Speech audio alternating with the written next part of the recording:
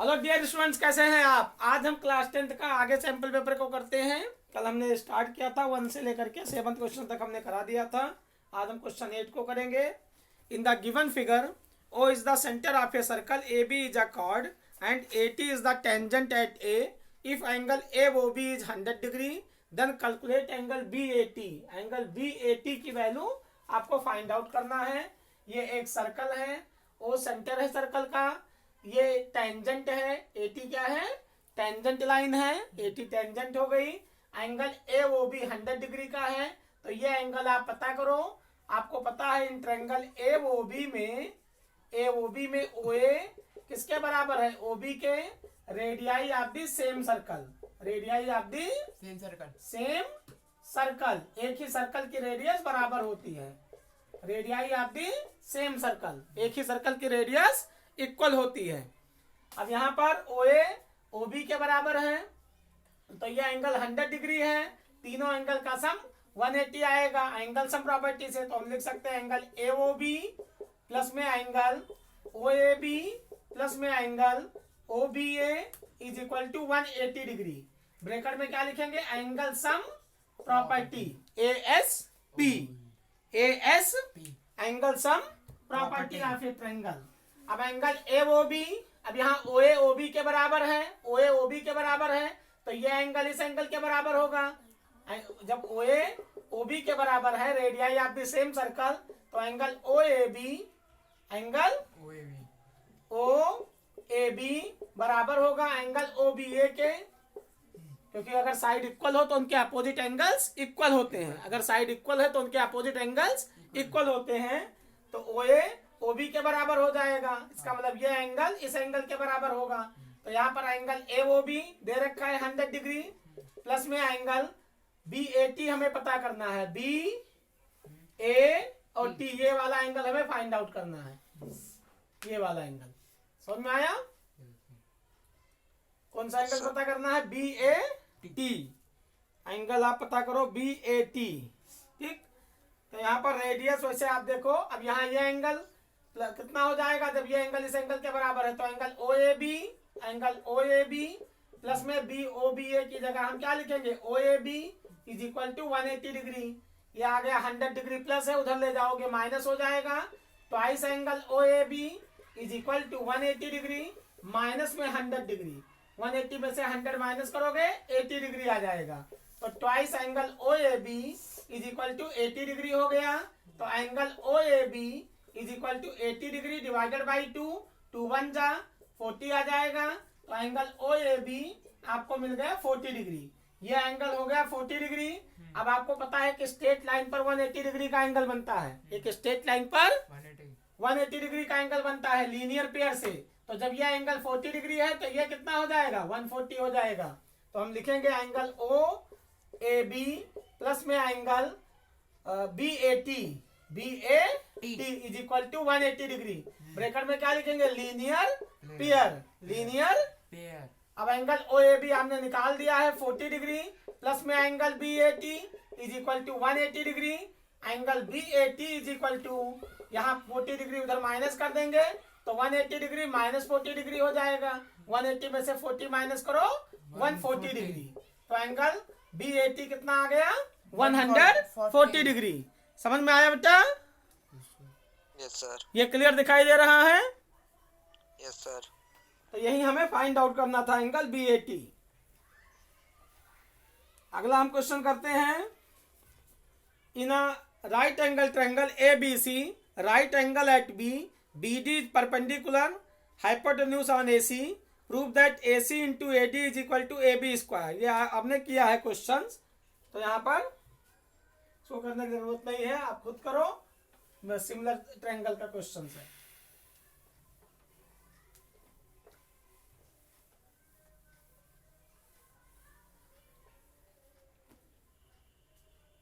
Determine whether the given value of x is the solution of the given equation और not. एक equation दे दिया गया px such that 2x square minus में 6x plus में 3 is equal to 0, और यहाँ x की value 1/2 दिया है।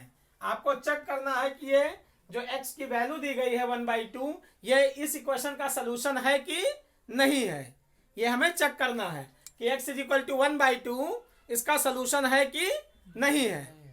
इक्वेशन दिया है 2x² minus 6x plus 3 is equal to 0।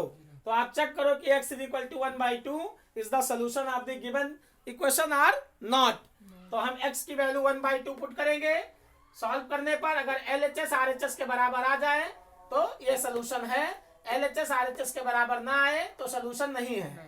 x की वैल्यू हम 1/2 रखेंगे, सॉल्व करेंगे। अगर ये 0 आ गया सॉल्व करने पर, RHS में 0 दिया है तो 0 अगर आ गया तो इसका सोल्यूशन है, 0 नहीं आया तो सोल्यूशन नहीं है।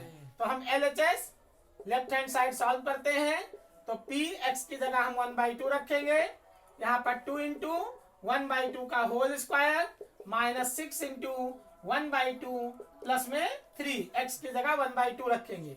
तो 2 इंटू 1/4 माइनस 6 इंटू 2 1 जा 2 3 जा, इसको हम काट सकते हैं, माइनस 3 प्लस 3, 2 1 जा 2 2 2 जा 4, ये आ गया half. 1/2 minus 3 plus 3 minus 3 cut जाएगा, 1/2 आ गया। कितना आया? अब RHS में हम देखते हैं वैल्यू, RHS में कौन सी वैल्यू दिया है? 0। तो ये 1/2 आ गया और ये RHS में 0 दिया है, इसका मतलब LHS RHS के बराबर नहीं है। तो जब LHS RHS के बराबर नहीं है तो इसका मतलब x इज इक्वल टू 1/2 ये गिवन पोलिनोमियल का सोल्यूशन नहीं है। समझ में आया? x इज इक्वल टू 1/2 इसका रूट नहीं है, इसका सोल्यूशन नहीं है, इसका जीरोज नहीं है। यही हमें चेक करना था। ये समझ में आया बेटा? Yes sir. क्लियर समझ में आ रहा है? Yes sir. सर वो धुंधला हो रहा है बीच बीच में। कोई बात नहीं, वो तो दिख रहा है ना, अब तो दिख रहा है। Yes sir. अब बीच बीच में वो हो जाता है, नेटवर्क की प्रॉब्लम होगी। अगला क्वेश्चन देखो।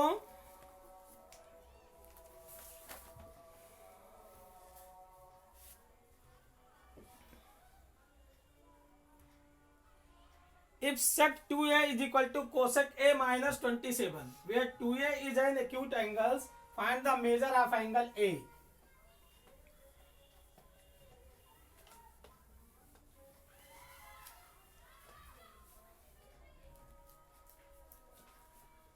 Sec 2a, if sec 2a is equal to cosec a minus 27 degree.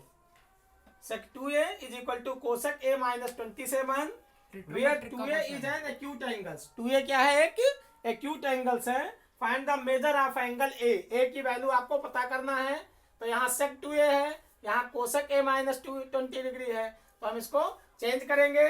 तो आपको पता है कि साइन 90 माइनस थीटा बराबर होता है cos थीटा, और cos 90 माइनस थीटा बराबर होता है sine theta. tan 90 minus theta बराबर होता है cot थीटा, और cot 90 माइनस थीटा बराबर होता है tan थीटा की। ऐसे sec 90 minus theta is equal to cosec theta, और cosec 90 minus theta is equal to sec theta. ये फार्मूला होता है। तो चाहे sec को कोसेक में चेंज कर लो या कोसेक को sec में चेंज कर लो। तो हम sec को कोसेक में चेंज करते हैं LHS को, तो कोसेक थीटा बराबर क्या होता है? sec 90 minus theta. sec 90 minus theta बराबर कोसेक थीटा होता है। समझ में आया? तो sec 90 माइनस थीटा, यहाँ sec थीटा दिया है तो क्या लिखोगे? Cosec 90 minus theta. Cosec 90 minus theta sec theta के बराबर होगा। तो कोसेक 90 माइनस थीटा मतलब 2a। कोसेक 90 माइनस 2a किसके बराबर होगा? sec 2a के। और इसको आपको कोसेक में ही रखना है, कोसेक a माइनस 27। अब दोनों कोसेक कोसेक हो गए तो यहाँ से ये कंपेयर कर लेंगे। तो 90 minus 2a is angle compare हो जाएगा। 90 minus 2a is equal to a minus 27। अब a एक तरफ कर लेंगे तो 90 माइनस 27 है, RHS से LHS में लाएंगे, प्लस 27 हो जाएगा। a प्लस ये माइनस 2a इधर ले जाएंगे, प्लस 2a हो जाएगा RHS में। 90 को 90 में 27 ऐड करेंगे, 117 इज इक्वल टू में 3a हो जाएगा। ट्रांसपोज कर दिया गया। -2 को LHS से RHS में ले गए और -27 को RHS से LHS में लाए, तो साइन चेंज हो जाती है। चाहे कोई नंबर LHS से RHS में ले जाओ, चाहे RHS से LHS में लाओ, साइन चेंज हो जाएगी। तो A = 3 यहाँ मल्टीप्लाई है, यहाँ डिवाइड हो जाएगा 117 अपॉन में 3, 3 1 जा 3, 3 9 जा 20, 3 जा 9 और 3 9 जा 27। तो A की वैल्यू कितना आ गई 39 डिग्री। A = 39 degree. समझ में आया बेटा? Yes sir. ये क्लियर समझ में आ गया? Yes sir. ऐसे और भी क्वेश्चन दिए गए हैं। क्वेश्चन नंबर 13 हम करते हैं।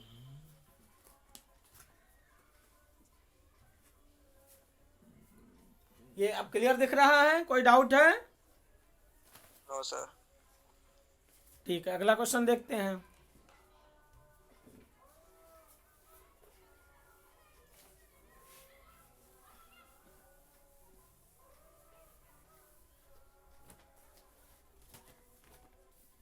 If sec theta plus tan theta, sec theta plus में tan theta is equal to 7. If sec theta plus tan theta is equal to 7, then evaluate. आपको वैल्यू पता करना है sec theta माइनस में tan theta, इसकी value हमें find out करना है। तो if sec theta plus tan theta is equal to 7, sec theta minus tan theta की हमें वैल्यू फाइंड आउट करना है। समझ में आया? तो हम इसको हाँ sec theta minus tan theta की वैल्यू हमें फाइंड आउट करना है। तो हम स्क्वायरिंग बोथ साइड कर देते हैं। स्क्वायरिंग बोथ साइड करेंगे तो यहाँ आ जाएगा आपका sec थीटा प्लस में tan थीटा का whole square, sec theta plus tan theta का whole square is equal to 7 का होल स्क्वायर 49। अब यहाँ फार्मूला अप्लाई करेंगे तो a स्क्वायर प्लस में b square, a square plus में b स्क्वायर, या सबको आप इसको साइन कॉस में भी कन्वर्ट कर सकते हो। sec theta plus tan theta is equal to 7। यहाँ पर आप sec थीटा की वैल्यू निकाल दो, पुट कर दो वैल्यू, ऐसे भी कर सकते हो। तो sec थीटा यहाँ पर स्क्वायरिंग बोथ साइड करो तो a square plus b square plus में 2ab प्लस में 2ab, तो 2 sec थीटा इंटू में tan theta is equal to 49 हो गया। समझ में आया? अब यहाँ आपने फार्मूला पढ़ा है कि 1 प्लस tan स्क्वायर थीटा बराबर होता है sec स्क्वायर थीटा के। 1 प्लस tan स्क्वायर थीटा किसके बराबर होता है? sec स्क्वायर थीटा के। समझ में आया? Yes sir. यहाँ पर ये आपका 1 प्लस tan स्क्वायर थीटा बराबर sec स्क्वायर थीटा, तो 1 बराबर क्या होगा? sec square theta minus tan square theta, यही होगा ना? 1 प्लस tan स्क्वायर थीटा बराबर sec स्क्वायर थीटा, तो यहाँ 1 इज इक्वल टू क्या होगा? sec square theta minus tan square theta. यहाँ a square minus b square formula लगा सकते हो। तो एक ब्रैकेट में क्या आएगा? 1 is equal to sec theta plus में tan थीटा, और दूसरे में इंटू में sec थीटा माइनस में tan theta, a square minus b square. तो हमें इसकी जरूरत नहीं थी स्क्वायरिंग बोथ साइड करने की, यहीं से हम कर लेते हैं आइडेंटिटी लगा के। इसको आप ये फार्मूला लगा दो कि sec square theta is equal to होता है 1 प्लस tan स्क्वायर थीटा। ये आइडेंटिटी आपने पढ़ा है कि sin square theta plus cos square theta is equal to 1। दूसरी आइडेंटिटी आपने पढ़ा है 1 प्लस tan स्क्वायर थीटा बराबर है sec स्क्वायर थीटा। तीसरी आइडेंटिटी पढ़ा है 1 प्लस cot स्क्वायर थीटा बराबर है कोसेक स्क्वायर थीटा के। ये 3 आइडेंटिटी आपने पढ़ रखे हैं 8.4 में। तो यहाँ पर ये दूसरी वाली आइडेंटिटी आपको लगाना है, सेकंड आइडेंटिटी।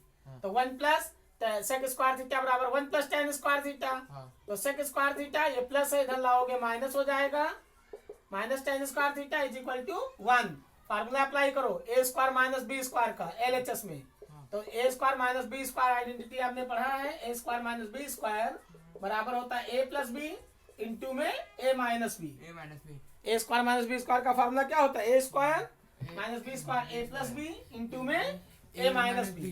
तो एक ब्रैकेट में आ गया sec थीटा प्लस में tan theta, sec theta plus में tan थीटा इंटू में दूसरे में आ गया सेक थीटा माइनस में टेन थीटा बराबर में 1। अब sec theta plus tan theta की वैल्यू दे रखा है 7 हम पुट कर देते हैं इसकी जगह sec theta plus tan theta की जगह और इंटू में सेक थीटा माइनस में टेन थीटा बराबर 1 हो गया। तो सेक थीटा माइनस में tan theta is equal to 7 यहाँ मल्टीप्लाई है इधर डिवाइड हो जाएगा तो 1/7 हो गया। तो sec theta minus tan theta की वैल्यू कितना आ गई यही हमें फाइंड आउट करना था तो 1/7 1/7 हो गई। समझ में आया? Yes sir. If theta is equal to इसी में और में क्वेश्चन दिया है if theta is equal to 45 degree what is the value of इसकी वैल्यू पता करो 2 सेक स्क्वायर थीटा प्लस में 3 cosec square theta 3 cosec square theta और थीटा की वैल्यू 45 डिग्री दिया है। थीटा हाँ theta is equal to 45 degree. तो आप वैल्यू फाइंड आउट करो इसकी 2 सेक स्क्वायर थीटा प्लस में 3 कोसेक स्क्वायर थीटा की वैल्यू हमें फाइंड आउट करना है। तो हम वैल्यू रख देंगे यहाँ तो 2 इंटू में सेक स्क्वायर थीटा मतलब सेक स्क्वायर 45 डिग्री थीटा की जगह 45 रखो प्लस में 3 कोसेक स्क्वायर थीटा तो cosec square 45 degree cosec square 45 degree 2 into sec 45 की वैल्यू क्या होती है cos 45 की आपको पता है cos 45 की वैल्यू 1/√2 होती है। cos 45 की क्या होती है 1/√2 होती है। समझ में आया? तो sec 45 की क्या होगी इसका उल्टा हो जाएगा तो √2 आ जाएगी √2 का होल स्क्वायर हो जाएगा प्लस में 3 कोसेक 45 sin 45 की वैल्यू भी sin 45 की 1/√2 होती है तो कोसेक 45 की क्या होगी इसका उल्टा हो जाएगा तो 3 इंटू √2 का होल स्क्वायर कैलकुलेशन करो तो 2 इंटू √2 का स्क्वायर 2 हो जाएगा प्लस में 3 इंटू √2 का स्क्वायर 2 हो जाएगा तो 2 2 जा 4 प्लस में 3 2 जा 6 4 में 6 ऐड करो 10 तो इसकी वैल्यू हमने निकाल लिया 2 सेक स्क्वायर थीटा प्लस में 3 कोसेक स्क्वायर थीटा। अगर थीटा की वैल्यू 45 डिग्री है तो कैलकुलेशन करने पर कितना आएगा 10 आएगा। थीटा इज इक्वल टू दे रखा है 45 डिग्री।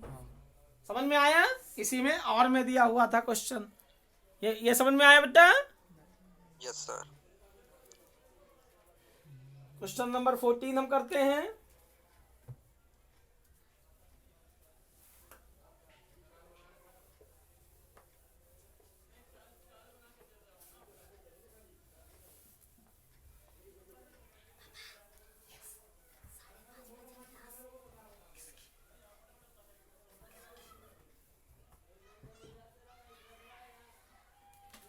अगला क्वेश्चन हम करते हैं if the difference between the circumference and the radius of a circle difference between the circumference and radius of a circle is 37।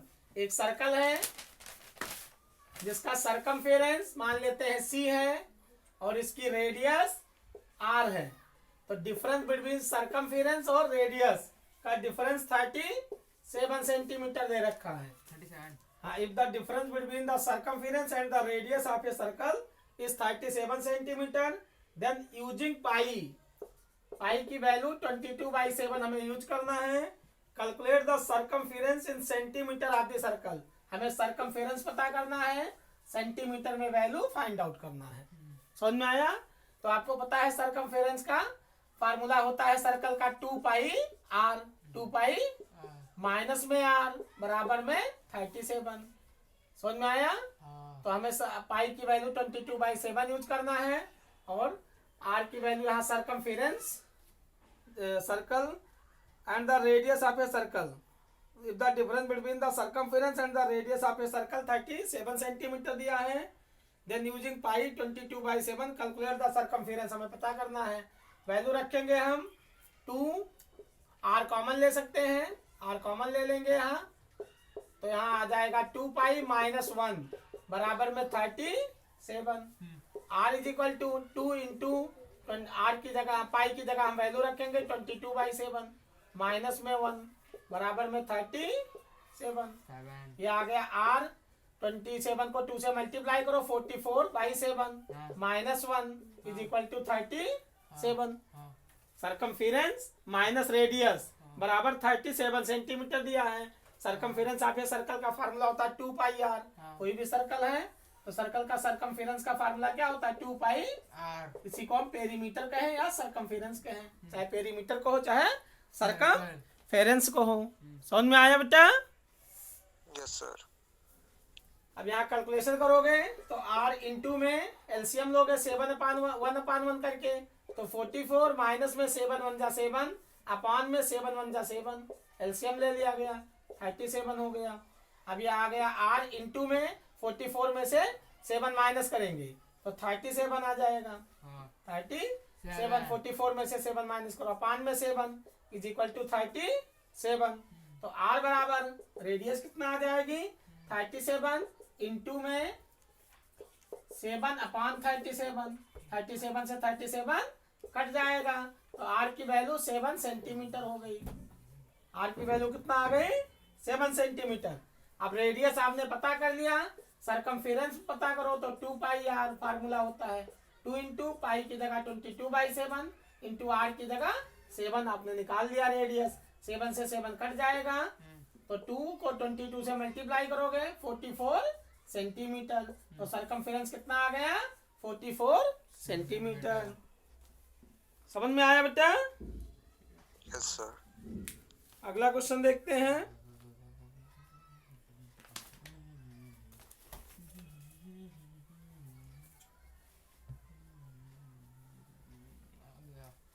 Question number 15 1 marks के question थे, छोटे छोटे क्वेश्चन हैं। रब कर दूं, लिख लिया, नोट कर लिया? Yes sir. दिख रहा है, आप क्लियर दिख रहा है? Yes sir.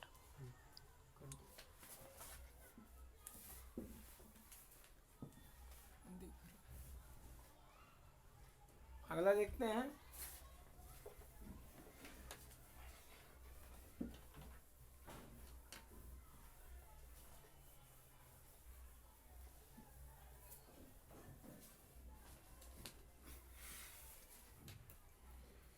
क्वेश्चन नंबर 15 में देखो, find the number of solid spheres each of diameter 6 centimetre that can be made by melting a solid metal cylinder of height 45 centimetre and diameter 4 centimetre.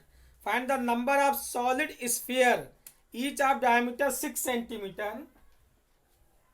Find the number of solid sphere. Sphere है कोई जिसकी radius दे दिया गया, each of diameter 6 centimetre. इसका diameter 6 centimetre दिया है। Sphere का diameter आपको दे दिया गया, डायमीटर डी मान लेते हैं 6 सेंटीमीटर। तो रेडियस कितना हो जाएगी डायमीटर अपान 2, डायमीटर की आधी होती है रेडियस, तो 6/2 2 1 जा 2 2 3 जा, रेडियस हो जाएगी 3 सेंटीमीटर। ठीक, तो find the number of solid spheres each of diameter 6 centimetre that can be made by melting a solid. एक कोई सॉलिड सिलेंडर था, इसको मेल्ट करके स्फीयर बनाया गया है, इसको पिघलाया गया और क्या बनाया गया है सॉलिड स्फीयर बनाया गया। जिस जो मेटेलिक सिलेंडर है इसकी हाइट दे दिया गया 45 सेंटीमीटर हाइट दिया है और इसका डायमीटर दिया है 4 सेंटीमीटर। इसकी हाइट कितना दिया है 45 सेंटीमीटर और इसका डायमीटर कितना दिया है 4 सेंटीमीटर। एक सॉलिड सिलेंडर था जिसकी हाइट 45 सेंटीमीटर थी, डायमीटर 4 सेंटीमीटर था, इसको मेल्ट करके पिघला करके स्फीयर बनाया गया 6 सेंटीमीटर डायमीटर का। तो आप पता करो कि कितने स्फीयर इसको मेल्ट करके बनाए गए, कितने स्फीयर इसको मेल्ट करके बनाए गए। इसका मतलब इसका वॉल्यूम V1 मान लेते हैं और हर एक स्फीयर का वॉल्यूम V2 मान लेते हैं। तो V1 बराबर होगा V2 के, क्योंकि इसी से तो बनाओगे इसको। तो मान लेते हैं नंबर ऑफ स्फीयर जो है वो n बने। नंबर ऑफ स्फीयर कितने बने n। तो इसका मतलब क्या हुआ कि V1 बराबर होगा n इंटू V2 के। V1 सिलेंडर का वॉल्यूम, सिलेंडर का वॉल्यूम स्फीयर के वॉल्यूम का n टाइम्स होगा, क्योंकि n स्फीयर मान लेते हैं बनाए गए, इसको पिघला करके n स्फीयर बनाए गए। तो यहाँ let the number of sphere be n, ये आप लिखोगे कि let the number of sphere, number of sphere made by melting the cylinder by cylinder be n. Let the number of sphere made by melting the cylinder be n. n मान लेते हैं number of cylinders हैं। तो जब एक solid को दूसरे solid में हम कन्वर्जन करते हैं तो हमेशा वॉल्यूम लिया जाता है। वॉल्यूम क्या होता है? अनचेंज होता है, वॉल्यूम अनचेंज होगा। तो कन्वर्जन के केस में हम क्या लेंगे? वॉल्यूम लेंगे। तो यहाँ पर V1 इसका volume pi r square h होता है, रेडियस इसकी R1 मान लेते हैं, n इंटू स्फीयर का volume 4/3 pi R2 square, R2 cube 4/3 pi R cube होता है। पाई इसकी रेडियस हम R2 मान लेते हैं और इसकी रेडियस को हम R1 मान लेते हैं। सिलेंडर की रेडियस को R1 मान लेंगे। डायमीटर 4 सेंटीमीटर है तो रेडियस R1 2 सेंटीमीटर हो जाएगी। डायमीटर 6 सेंटीमीटर है तो रेडियस R2 मान लेते हैं, इसको ये D2 मान लेते हैं डायमीटर, इसके डायमीटर को D1 मान लेते हैं। समझ में आया? पाई से पाई कट जाएगा दोनों तरफ। तो R1 स्क्वायर H, R1 मतलब रेडियस इसकी कितना है? 2 है, तो 2 इंटू 2 इंटू में हाइट 45 है, इज इक्वल टू यहाँ n मल्टीप्लाइड बाई 4/3 इंटू में R2 का होल क्यूब, इसकी रेडियस कितना है? 3, तो 3 का होल क्यूब। अब 2 into 2 4 into 45 is equal to n into 4/3 into में 3 का होल क्यूब काटोगे एक कट जाएगा तो 3 का स्क्वायर होगा। 3 का स्क्वायर मतलब 9 हो गया। 3 से फिर काट सकते, यहाँ 3 से 3 कट जाएगा, एक 3 काटे तो 3 का स्क्वायर बचेगा ना, तो 9 4 जा 36, 4 से 4 कैंसिल हो सकता है, तो यहाँ 45 अपान में 9 इज इक्वल टू n हो गया। 9 1 जा 9, 9 5 जा 45, तो n की वैल्यू कितना आ गई? 5। n की वैल्यू 5। तो इसका मतलब 5 स्फीयर बनाए गए। इसको पिघला करके सिलेंडर को 5 स्फीयर बनाए गए। यही हमें पता करना था कि नंबर आप स्फीयर कितने बना सकते हो।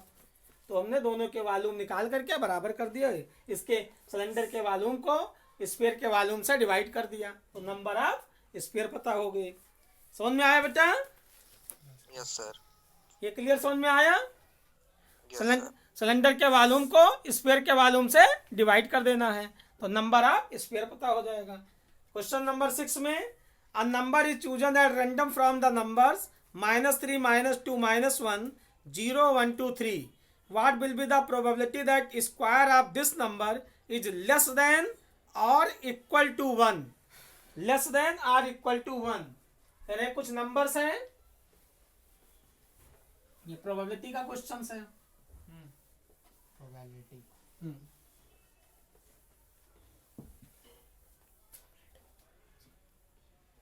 a number is chosen at random from the numbers -3 -2 -1 0 1 2 और 3। ठीक, a number is chosen at random from the numbers -3 -2 -1 0 1 2 3 what will be the probability that square of this number, इसकी प्रोबेबिलिटी क्या होगी? Square of this number is less than, square of this number is less than और equal to 1। Square करो इस number का और 1 से कम हो या उसके बराबर हो, 1 से कम या उससे उसके बराबर। तो -3 का स्क्वायर करोगे कितना होगा? इसको हम वेरिएट मान लेते हैं, x1, इसको मान लेते हैं x2, इसको मान लेते हैं x3, x4, x5, x6 और x7, 7 नंबर्स हैं। तो सबका स्क्वायर करो, -3 का स्क्वायर 9, -2 का स्क्वायर 4, -1 का स्क्वायर 1, 0 का स्क्वायर 0, 1 का स्क्वायर 1, 2 का स्क्वायर 4, 3 का स्क्वायर 9। सबका स्क्वायर कर लिया। अब हमें क्या, कितनी नंबर्स हैं? 1 2 3 4 5 6 7, 7 नंबर है ना टोटल। और यहाँ स्क्वायर किसके बराबर होना चाहिए? 1 से लेस हो या 1 के बराबर हो। तो कौन सी नंबर आएगी? 1 आ जाएगा, 0 और 1, तो 3 ही नंबर तो आएगी। क्योंकि 4 क्या होगा 1 से बड़ा हो जाएगा, 9 क्या होगा 1 से बड़ा हो जाएगा, तो 9 4 कट जाएगा, 4 9 कट जाएगा, तो केवल 3 नंबर्स आएंगी 1 0 1। तो हम लिखेंगे प्रोबेबिलिटी क्या आया, पॉसिबल आउटकम्स अपान में टोटल नंबर ऑफ आउटकम्स, तो 3/7 3/7 तीन ही नंबर तो आएगी 1 0 और 1, ये पॉसिबल आउटकम्स हो गया, टोटल नंबर ऑफ आउटकम्स 7 है, तो 3/7 हो गया। केस स्टडी बेस्ड क्वेश्चन है, आपको फाइंड आउट करना के 2 केस स्टडी के क्वेश्चन दिए गए हैं, इनको पढ़ते हैं। The Kendriya Vidyalaya Sangathan is a system of premier central government schools in India that are instituted under the aegis of the ministry of education, MHRD मतलब ministry of aegis of ministry of education, government of India. As of October 2020 it has a total of 1239 schools. It is one of the world's largest chain of schools. The system came into being in 1963 under the name Central Schools. Later the name was changed to Kendriya Vidyalay. It is a non-profit organization. Its schools are all affiliated to the Central Board of Secondary Education, CBSE. CBSE का full form क्या है, central board of secondary education. The objectives of KBS Kendriya Vidyalaya Sangathan is to cater to the educational needs of the children of transferable central government employees including defence and paramilitary personnel by providing a common program of education. Commissioner of Regional Office Jaipur prepared a table of the marks obtained by 100 students which is given below. He was told mean marks, यहाँ पर marks दे रखा है, समझ आवाज आ रही है बेटा? Statistics का क्वेश्चन है। हेलो नितिन, शुरू करते हैं फिर से। यहाँ पर क्लास इंटरवल दे दिया गया, केस स्टडी बेस्ड क्वेश्चन है, 2 क्वेश्चन आएंगे केस स्टडी के। मार्क्स